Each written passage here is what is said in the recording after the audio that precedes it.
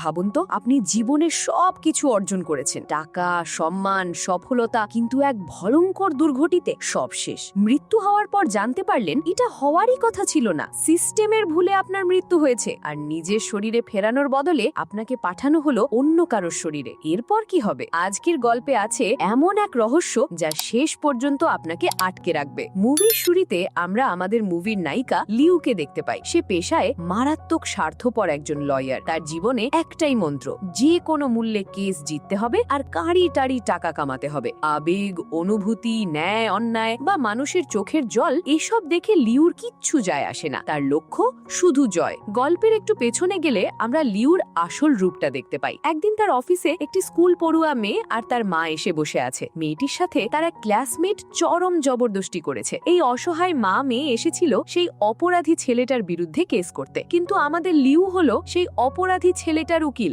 মেয়েটির সাথে আসলে কি হয়েছে, সে আদৌ সত্যি বলছে কিনা, এসব জানার কোনো বিন্দু মাত্র আগ্রহ লিউর নেই। লিউ তাদের মুখের উপর বলে দেয়, তোমরা এই কেস কোনোদিনও জিততে পারবে না, তোমাদের কাছে যথেষ্ট প্রমাণ নেই, আর কেস করলে আদালতে এই মেয়ের যা বদনাম হবে, তারপর কোনো ভালো ছেলে একে বিয়ে করতে চাইবে না। তার উপর আমার ক্লায়েন্ট যদি তোমাদের নামে মানহানির মামলা ঠুকে দেয়, সেই কেস লড়ার মতো কানা করিও তোমাদের কাছে নেই। লিউর এই তীক্ষ্ণ আর ভয়ঙ্কর কথাগুলো শুনে মেয়েটি আর তার মা ভয়ে রীতিমতো কুঁকড়ে যায়। তাদের কাছে সত্যি আইনি লড়াই চালানোর মতো টাকা ছিল না, তাই এক রাশ হতাশা নিয়ে তারা অফিস ছেড়ে চলে যায়। লিউ কিন্তু খুব ভালো করেই জানতো যে ছেলেটা আসলে অপরাধী, তবুও সে টাকার জন্য তাকে বাঁচালো। তার ভেতর বিন্দুমাত্র দয়া বা অনুশোচনা নেই। তার এক সহকর্মী তাকে বোঝানোর চেষ্টা করে, তুমি কাজটা ঠিক করলে না লিউ, তুমি জানতে মেয়েটা সত্যি বলছে, তাও তুমি তাকে এভাবে আঘাত করলে। কিন্তু লিউ কোনো জবাব না দিয়ে সে স্রেফ সেখান থেকে হেঁটে চলে যায়। এরপর লিউ তার উচ্চ শিক্ষার জন্য জার্মানি যাওয়ার প্রস্তুতি নিতে থাকে। দেশ ছাড়ার আগে সে তার মায়ের কবরে যায়। সেখানে গিয়ে খুব শান্ত গলায় সে বলে,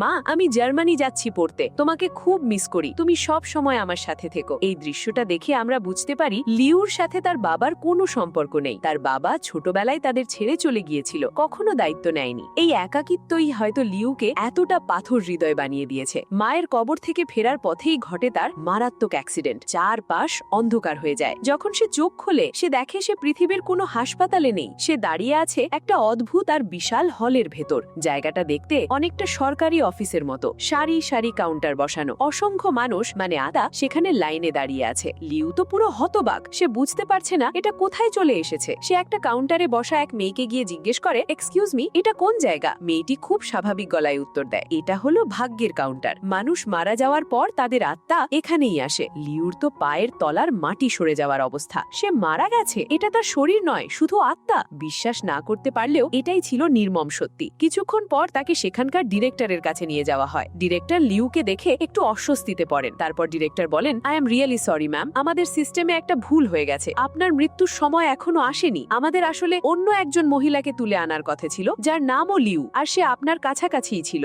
নাম আর লোকেশন এক হওয়ায় আমাদের স্টাফরা ভুল করে আপনাকে নিয়ে এসেছে। লিউ তো রাগে ফেটে পড়ে, মানে কি, ভুল করে মেরে ফেলেছেন? তাহলে আমাকে এক্ষুনি ফেরত পাঠান। ডিরেক্টর অসহায়ভাবে বলেন, সেটা সম্ভব নয়, আপনার আসল শরীর ইতিমধ্যে নষ্ট হয়ে গেছে, তবে আজ রাতেই আমরা আপনাকে পৃথিবীতে ফেরত পাঠাবো, তবে অন্য এক মহিলার শরীরে। আপনার নিজের সব স্মৃতি ঠিক থাকবে, কিন্তু চেহারা আর জীবন হবে তার। আজ রাতেই সেই মহিলার একটা দুর্ঘটনা ঘটবে। যখন তার আত্মা শরীর থেকে বেরিয়ে আসবে, ঠিক সেই মুহূর্তে আপনি তার শরীরে ঢুকে পড়বেন। লিউর আসলে কিছু করার বা বলার ছিল না। এই অদ্ভুত নিয়মের কাছে সে ছিল পুরোপুরি অসহায়। পরদিন সকালে এক নতুন জীবনে চোখ খোলে লিউ। সে একটা বিছানায় শুয়ে আছে, আর তার পাশে এক অচেনা লোক অঘরে ঘুমোচ্ছে। লোকটা তার নতুন স্বামী। শুধু তাই নয়, বাড়ি ঘুরে সে বুঝতে পারে এখন সে 2 সন্তানের মা। বাচ্চা দুটো তাকে জড়িয়ে ধরে মা মা করছে। আর সবচেয়ে বড় ধাক্কাটা সে খায় যখন সে বুঝতে পারে এই মহিলা একজন ফুল টাইম হাউসওয়াইফ, তার কোনো চাকরি বাকরি নেই। লিউ কোনোভাবেই এই জীবন মেনে নিতে পারে না। সে তার নতুন ছেলেকে স্কুলে নামিয়ে দিয়ে সোজা দৌড়ে যায় তার পুরনো ল ফার্মে, কিন্তু সেখানে গিয়ে দেখে কেউ তাকে চিনতে পারছে না। তার চেহারা তো বদলে গেছে। তার সেই পুরনো কলিগ তাকে এমন ভাবে দেখছে যেন কোনো পাগল রাস্তা থেকে উঠে এসেছে।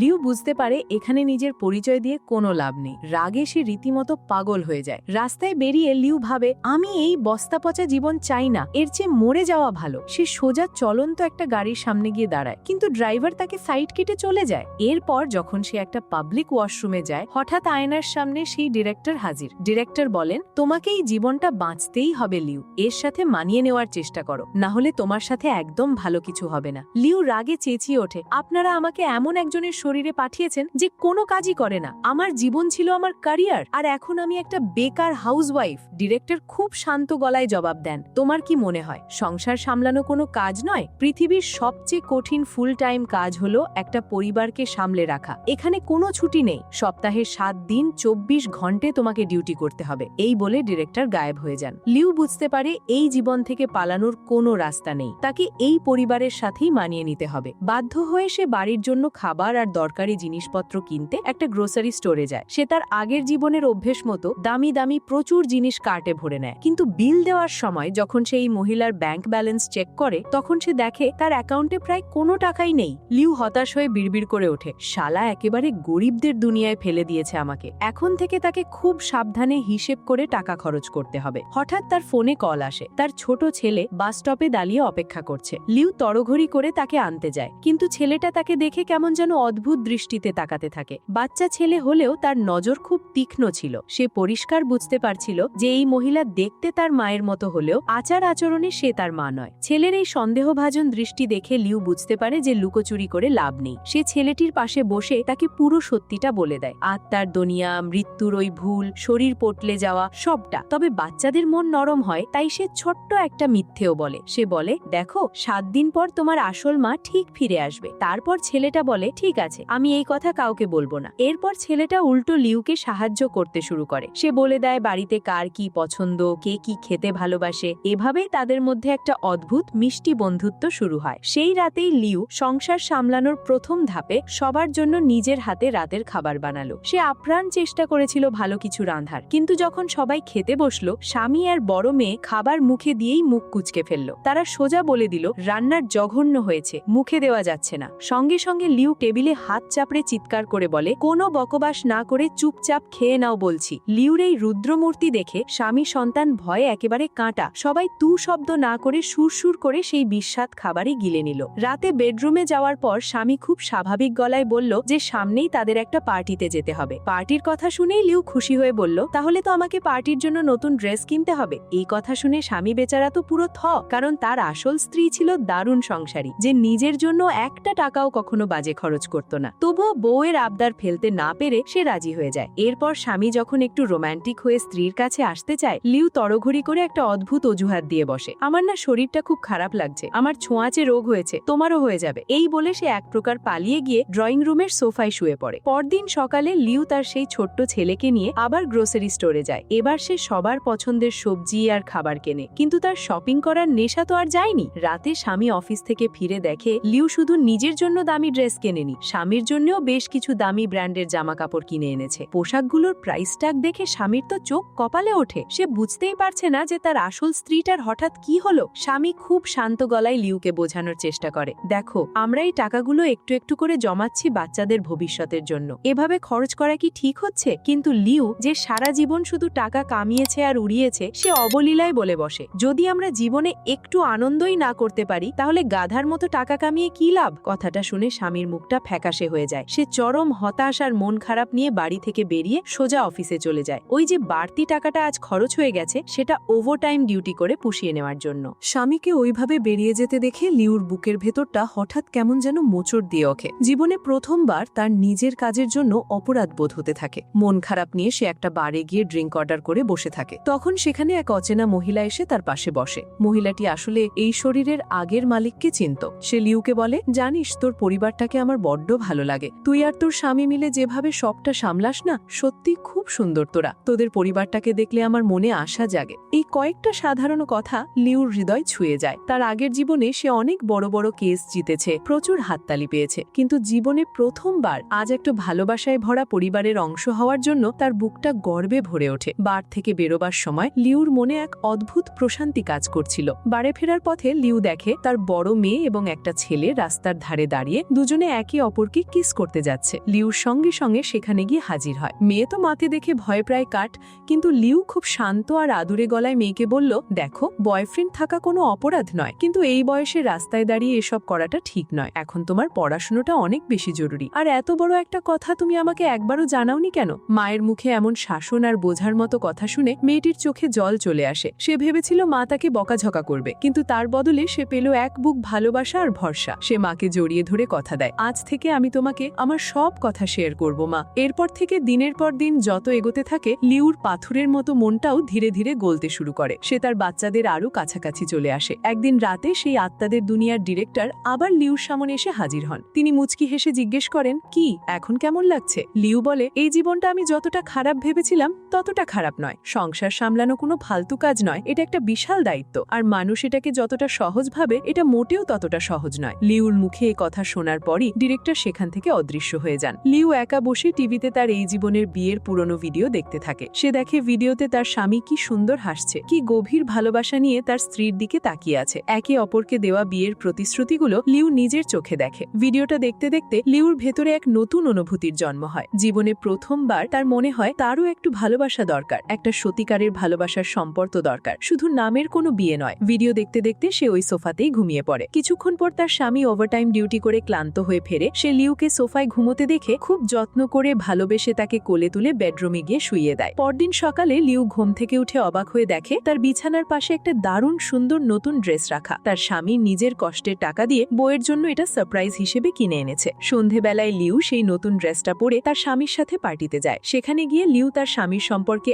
এমন একটা সত্যি জানতে পারে যা তাকে রীতিমতো চমকে যায়। সে জানতে পারে তার স্বামী একজন অসম্ভব সৎ মানুষ। সে চাইলে 2 নম্বরী পথে প্রচুর কাঁচা টাকা কামাতে পারত, কিন্তু সে কোনোদিনও এমনটা করেনি। আর ঠিক এই সততার কারণেই অফিসে তার কখনো প্রমোশন হয়নি। তার বস সবসময় চাইতো সে জানি দুর্নীতির কাজে তাকে সাহায্য করে, কিন্তু তার স্বামী সবসময় মুখের ওপর না করে দিয়েছে। এই সত্যিটা জানার পর লিউর বুকটা স্বামীর জন্য গর্বে ফুলে ওঠে। সে তার স্বামীর হাত ধরে তাকে সাহস দিয়ে বলে, যদি কিছু ভুল হতে দেখো তবে সব সময় প্রতিবাদ করবে, নিজের সত্যিটা বলবে, কখনো চুপ করে থাকবে না। এই বলে সে তাকে সোজা তার বস আর অন্য কালিগদের সামনে নিয়ে যায়। বস তাদের দেখে খুব তাচ্ছিল্যের সাথে কথা বলে, এমনকি সবার সামনে সে লিউকে অপমানিত করে বসে। নিজের স্ত্রীকে এভাবে সবার সামনে অপমানিত হতে দেখে তার স্বামীর ভেতরের সেই শান্ত মানুষটা আর চুপ থাকতে পারে না। বছরের পর বছর ধরে জমে থাকা রাগ আর ক্ষোভ যেন আগ্নেয়গিরির মতো ফেটে পড়ে। সে সবার সামনে তার বসের চোখের দিকে তাকিয়ে গর্জন করে বলে, এবার তুই চুপ কর, 2 নম্বরী হারামির টাকায় পেট ভরে তোর, তুই একটা নীচ আর জঘন্য লোক। পুরো পার্টি স্তব্ধ হয়ে যায়। বসের সব সত্যি সবার সামনে ভাস হয়ে যায়। অপমানিত আর লজ্জিত বস মুখ লুকিয়ে পার্টি থেকে বেরিয়ে যায়। জীবনে প্রথমবার লিউর স্বামীর নিজেকে এত হালকা আর স্বাধীন মনে হতে থাকে। সে বুঝতে পারে আজ এই সাহসটা সে লিউর সেই কথা থেকেই পেয়েছে। এই ঘটনার পর স্বামী স্ত্রী দুজনে মিলে খুব সুন্দর কিছু মুহূর্ত কাটায়। তারা রাস্তায় হাঁটে, মন খুলে হাসে, আর একটা সত্যিকারের রোমান্টিক কাপলের মতো সময়টা উপভোগ করে। সবকিছু যেন একটা সুন্দর স্বপ্নের মতো লাগছিল, কিন্তু এই সুখের রেশ বেশ কিছুক্ষণ স্থায়ী হলো না। হাসি খুশি মনে তারা দুজন যখন বাড়ি ফিরে নিজেদের ঘরে ঢুকতে যাবে, হঠাৎ বড় মেয়ের ঘর থেকে ডুকরে কেঁদে ওঠার আওয়াজ ভেসে আসে। দুজনের দৌড়ে যায় মেয়ের ঘরের দিকে। দরজা খুলতেই তারা দেখে মেয়েটা বিছানায় বসে ডুকরে কাঁদছে আর তার গাল বেয়ে রক্ত ঝরছে। লিউ ইশারা করে তার স্বামীকে ঘরের বাইরে যেতে বলল, কারণ সে বুঝতে পারছিল মেয়ে এখন এমন কিছু বলবে যা বাবার সামনে বলা তার পক্ষে অস্বস্তিকর। স্বামী বাইরে যেতেই মেয়েটা লিউকে জড়িয়ে ধরে হাউ হাউ করে কেঁদে ওঠে। কান্না জড়িত গলায় তাদের মেয়ে বলল তার ওই বয়ফ্রেন্ড তাকে জোর করে একটা খারাপ কাজের দিকে নিয়ে যাওয়ার চেষ্টা করেছিল। মেয়েটা যখন বাধা দেয় তখন ওই অমানুষটা তার গায়ে হাত তোলে, তাকে প্রচন্ড মারধর করে। এদিকে লিউর স্বামী বাইরে থেকে সবটা শুনে ফেলে, আর একজন বাবার পক্ষে নিজের মেয়ের এমন সর্বনাশ এবং চোখের জল মেনে নেওয়া অসম্ভব। তাই সে কাউকে কিছু না বলে রাগে ফুঁসতে ফুঁসতে বাড়ি থেকে বেরিয়ে যায়। সোজা চলে যায় ওই বদমাশ ছেলেটার বাড়িতে আর তাকে আচ্ছা মতো পেটায়। পরদিন সকালে পরিস্থিতি আরো জটিল হয়ে যায়। ছেলেটার পরিবার সোজা পুলিশের কাছে গিয়ে লিউর স্বামীর নামে কমপ্লেন করে দেয়। বাধ্য হয়ে লিউ আর তার স্বামীকে থানায় যেতে হয়। সেখানে গিয়ে লিউ দেখে ছেলেটা তার পরিবার আর একজন ভীষণ দামি ধুরন্ধর উকিল নিয়ে বসে আছে। তারা লিউর পরিবারকে হুমকি দিতে শুরু করে। এই দৃশ্যটা লিউর কাছে বড্ড চেনা লাগে। এসব দেখে হঠাৎ তার আগের জীবনের সব স্মৃতি চোখের সামনে ভেসে ওঠে। এই তো ঠিক এই কাজটাই তো সে করত। টাকার লোভে সে অপরাধীদের বাঁচাতো, আর এইভাবেই উল্টো নিরীহ মানুষদের আইনি ভয় দেখিয়ে দমিয়ে রাখত। আজ তার নিজের পরিবারের সাথে ঠিক সেটাই ঘটছে। লিউ আর নিজেকে সামলাতে পারে না। সে দৌড়ে ওয়াশরুমে চলে যায়। আয়নার সামনে দাঁড়িয়ে অঝরে কাটতে থাকে সে। আজ সে বুঝতে পারছে সে তার আগের জীবনে কত মানুষের চোখের জলের কারণ হয়েছে, কিন্তু পরক্ষণেই সে চোখের জল মুছে সোজা হয়ে দাঁড়ায় এবং ভাবে আজ সে আর পালিয়ে যাবে না। আজ সে একজন মা, আর একজন মা তার সন্তানের ন্যায়ের জন্য যে কোনো পর্যায় পর্যন্ত যেতে পারে। লিউ ওয়াশরুম থেকে বেরিয়ে এসে সেই ছেলেটার পরিবারের সামনে দাঁড়ায় এবং তার পূর্বের অভিজ্ঞতা দিয়ে সে একাই ছেলেটার পরিবারের সব মিথ্যা ফাঁস করে দেয়। সে তাদের এমন আইনি ধারা আর পাল্টা মামলার ভয় দেখায় ঠিক যেভাবে সে আগে নিরীহদের ভয় দেখাতো, কিন্তু অন্তত আজ তার এই বুদ্ধিটা একটা সঠিক কাজে কাজের জন্য, ন্যায়ের জন্য ব্যবহার হচ্ছে। লিউর এই ভয়ঙ্কর রূপ দেখে ছেলেটার পরিবার আর ওই উকিল রীতিমতো ঘাবড়ে যায়। তারা বুঝতে পারে এই মহিলার সাথে পাল্লা দেওয়া তাদের কর্ম নয়। ভয় পেয়ে তারা কমপ্লেন তুলে নেয়, আর সেই অপরাধী ছেলেটা লিউ আর তার স্বামীর কাছে হাত জোর করে ক্ষমা চায়। বাড়ি ফেরার পর মেয়েটা তখনও খুব চুপচাপ আর মনমরা হয়েছিল। সে লিউকে বলে, মা, আমি আর কোনোদিন কোনো ছেলেকে বিশ্বাস করতে পারবো না। লিউ খুব আদরের সাথে মেয়ের পাশে বসে তার মাথায় হাত বুলিয়ে বলে, মারে, তুই জীবনে প্রথমবার একটা ভুল মানুষের পাল্লায় পড়েছিস বলে এই নয় যে পৃথিবীর সব পুরুষ খারাপ। একটা খারাপ মানুষের জন্য নিজের সুন্দর মনটাকে কখনো শক্ত করে ফেলিস না। এই কথাগুলো শুনে মেয়েটার যেন বুকের পাথরটা নেমে যায়। সে মাকে শক্ত করে জড়িয়ে ধরে। এরপর থেকে বাড়ির পরিবেশটা যেন ম্যাজিকের মতো বদলে যায়। স্বামী এখন মন খুলে হাসে, বড় মেয়ে সবকিছু শেয়ার করে, আর ছোট ছেলেটা তো সব সময় মায়ের আঁচল ধরে ঘুরঘুর করে। লিউ তার আগের জীবনে এত টাকা, এত সম্মান পেয়েও যে সুখ পায়নি, আজ এই ছোট্ট পরিবারটার মাঝে সে সেই আসল সুখ পেল। সে বুঝতে পারল বেঁচে থাকা মানে শুধু নিঃশ্বাস নেওয়া নয়, ভালোবাসার মানুষদের সাথে এই ছোট ছোট মুহূর্তগুলোই হলো আসল জীবন। সবকিছু ঠিকঠাক চলছিল, কিন্তু ভাগ্যের খেলা যে এখনো বাকি। পরের দিন সকালে লিউ যখন ছেলেকে স্কুলে ছাড়তে যাচ্ছে, ছেলেটা হঠাৎ করেই কাঁদতে কাঁদতে বলে, মা, আমি কিছু দেখতে পাচ্ছি না, সব অন্ধকার লাগছে কেন মা? মুহূর্তের মধ্যে লিউর পায়ের তলা মাটি সরে যায়। সে পাগলের মতো ছেলেকে নিয়ে সোজা হাসপাতালে যায়। ডাক্তার খুব মনোযোগ দিয়ে ছেলেটার চোখ পরীক্ষা করে লিউকে জানান, বাচ্চাটার চোখের কর্নিয়া ভীষণভাবে ড্যামেজ হয়ে গেছে। যদি এক্ষুনি ইমার্জেন্সি অপারেশন না করা হয় তাহলেও চিরকালের মতো অন্ধ হয়ে যাবে। কথাটা শুনে লিউ ভয়ে, কষ্টে আর চরম অসহায়তায় ধমকে যায়, কিন্তু নিজেকে কোনো মতে সামলে লিউ ডাক্তারকে বলে, আপনি যা করার করুন ডাক্তারবাবু, প্লিজ আমার ছেলের চোখটা বাঁচান। তারপর ডাক্তার অপারেশন শুরু করে। পরদিন লিউ যখন খুব খুশি মনে হাসপাতালে তার ছেলের সাথে দেখা করতে যাচ্ছে, হঠাৎ করিডোরে তার পা আটকে যায়। তার ঠিক সামনেই এসে দাঁড়িয়েছে সেই লোকটা, আত্মাদের দুনিয়ার সেই ডিরেক্টর। সে লিউর দিকে তাকিয়ে খুব ঠান্ডা গলায় বলে, তোমার 7 দিনের মেয়াদ শেষ লিউ, এবার সময় হয়ে গেছে, তোমাকে আমার সাথে ফিরে চলতে হবে। লিউর মুখটা নিমেষে সাদা কাগজের মতো ফ্যাকাশে হয়ে যায়। সে হাসপাতালের কেবিনের দিকে অসহায়ভাবে তাকায়, তার চোখ দিয়ে জল গড়িয়ে পড়ে। সে কাপা গলায় ডিরেক্টরকে বলে, প্লিজ আমাকে শুধু আর একবার ওদের দেখতে দিন, শুধু শেষবারের মতো একবার। ডিরেক্টর লিউর এই করুণ অবস্থা দেখে আস্তে করে মাথা নেড়ে সম্মতি জানান। লিউ ধীর পায়ে ভেতরে ঢুকে প্রথমে সে তার শক্ত করে জড়িয়ে ধরে। লিওর বুকটা ফেটে যাচ্ছিল কান্নায়, কারণ সে জানে এটাই তাদের শেষ দেখা। লিউ হাসপাতাল থেকে বেরিয়ে আসে। ডিরেক্টর বাইরে একটা গাড়ির কাছে তার জন্য অপেক্ষা করছিল। লিউ গিয়ে চুপচাপ গাড়িতে বসে, গাড়ি চলতে শুরু করে। গাড়িটা এসে পৌঁছায় ঠিক সেই জায়গায় যেখানে লিওর প্রথম অ্যাক্সিডেন্টটা হয়েছিল, যেখান থেকে এই সব কিছুর শুরু। রাস্তায় আস্তে আস্তে ডিরেক্টর লিওর দিকে তাকিয়ে একজন বাবার মতো স্নেহমাখা গলায় বলেন, আমি তোমার বাবাকে চিনতাম লিও, তোমাকে আর তোমার মাকে ওইভাবে ছেড়ে যাওয়ার জন্য মানুষটা সারা জীবন চরম অনুশোচনায় ভুগেছে। সে তোমার কাছে ক্ষমা চাইতে চেয়েছিল, কিন্তু তার আগেই তার জীবন শেষ হয়ে যায়। লিও চুপচাপ কথাগুলো শুনতে থাকে, তার 2 চোখ বেয়ে তখনও অঝরে জল নামছিল। ডিরেক্টর আবার বলেন, তুমি এতগুলো বছর ধরে বুকের ভেতর বাবার ওপর যে রাগটা পুষে রেখেছ, পারলে সেটা এবার মুছে ফেলো। তোমার বাবা শেষ নিঃশ্বাস পর্যন্ত তোমার কাছে ক্ষমা চাওয়ার একটা সুযোগ খুঁজেছে, সুযোগ পেলে সে ঠিক তোমাদের কাছে ফিরে আসতো। এই কথাগুলো শেষ হওয়ার আগেই হঠাৎ তাদের গাড়িতে সজোরে একটা ধাক্কা লাগে। কাঁচ ভেঙে চুরমার হয়ে যাওয়ার শব্দ, লোহা দুমড়ে মুচড়ে যাওয়ার বিকট আওয়াজ, আর তারপর চারপাশটা নিমেষে গভীর অন্ধকারে তলিয়ে যায়। লিও যখন ধরফড় করে চোখ খোলে, সে দেখে সে একটা হাসপাতালের বিছানায় শুয়ে আছে। কিন্তু অবাক করা বিষয় হলো, সে তার নিজের আসল শরীরে ফিরে এসেছে, অর্থাৎ সে বেঁচে আছে। গত 7 দিনের সব স্মৃতি, সেই পরিবার, সেই ভালোবাসা, হাসি, কান্না, সবকিছু তার একদম পরিষ্কার মনে আছে। গত 1 সপ্তাহের প্রতিটা মুহূর্ত তার কাছে একদম সত্যি বলে মনে হচ্ছে। হাতে লাগানো স্যালাইনের সুচ খুলে সে পাগলের মতো ছুটে যায় সেই হাসপাতালে যেখানে তার ছেলের চোখের অপারেশন হয়েছিল। কিন্তু রিসেপশনে গিয়ে নাম বলতেই নার্স কম্পিউটার চেক করে অবাক হয়ে জানায়, সরি ম্যাম, এই নামে কোনো বাচ্চার চোখের অপারেশন এখানে হয়নি। লিওর শরীরটা যেন বরফের মতো ঠান্ডা হয়ে যায়। সে এবার পাগলের মতো দৌড়ে যায় সেই বাড়িটার খোঁজে যেখানে গত 7 দিন ধরে সে তার স্বামী সন্তানদের নিয়েছিল। কিন্তু সেখানে গিয়ে সে দেখে ওই বাড়িতে অন্য এক অচেনা পরিবার থাকে। তার সেই ভালোবাসার পরিবারের কোনো নামগন্ধ সেখানে নেই। সে মরিয়া হয়ে প্রতিবেশীদের কাছে গিয়ে জিজ্ঞেস করে, কিন্তু সবাই এক বাক্যে জানিয়ে দেয়, আমরা তো আপনাকে চিনি না, এই নামে কোনো পরিবার কোনো দিনও এই পাড়ায় ছিল না। ধীরে ধীরে এই নিষ্ঠুর সত্যিটা লিওর মনের ভেতর গেঁথে যায়। ওই 7 দিন, ওই হাসি খুশি পরিবার, ওই মায়ায় জড়ানো সম্পর্ক, এসব কিছুর পৃথিবীতে কোনো অস্তিত্বই নেই। হয়তো পুরো ব্যাপারটাই তার একটা স্বপ্ন ছিল, অথবা কোমার ঘোরে দেখা কোনো ঘোর। কিন্তু ওই 7টা দিন সত্যি না হলেও সেই অভিজ্ঞতাগুলো লিওকে ভেতর থেকে পুরোপুরি বদলে দিয়েছে। সে বুঝে গেছে জীবনটাকে আসলে কিভাবে বাঁচতে হয়। সে এখন আর আগের মতো পাথর হৃদয়ের, শুধু টাকার পেছনে দৌড়নো কোনো স্বার্থপর উকিল নেই। কয়েকদিন পর লিও সম্পূর্ণ সুস্থ হয়ে তার ল অফিসে ফিরে যায়। যায় সে সোজা তার সহকর্মীর ডেস্কে গিয়ে খুব শক্ত আর আত্মবিশ্বাসী গলায় বলে, তোমার মনে আছে গত সপ্তাহে আমরা একটা ছেলের কেস লড়েছিলাম? আমার কাছে প্রমাণ আছে যে ওই মেয়েটা সত্যি কথা বলছিল। এবার আমরা ওই ছেলেটার পক্ষে নয়, বরং ওই অসহায় মেয়েটি আর তার মায়ের জন্য লড়ব। তার কলিগ একথা শুনে হাঁ করে তাকিয়ে থাকে। লিও এখন ন্যায়ের আসল মানে বুঝতে শিখেছে। শুধু কেস জেতাটাই এখন আর তার কাছে শেষ কথা নয়। অফিস থেকে ফিরে লিও সিদ্ধান্ত নেয় সে তার বোন আর ছোট্ট ভেইয়ের কাছে গিয়ে একসাথে থাকবে। সে এখন পরিবারের আসল মূল্য বোঝে। প্রতিদিন সে সংসারের কাজে সাহায্য করে, ভেইয়ের সাথে মন খুলে খেলা করে, বোনের সাথে সুন্দর সময় কাটায়। জীবনে এমন এক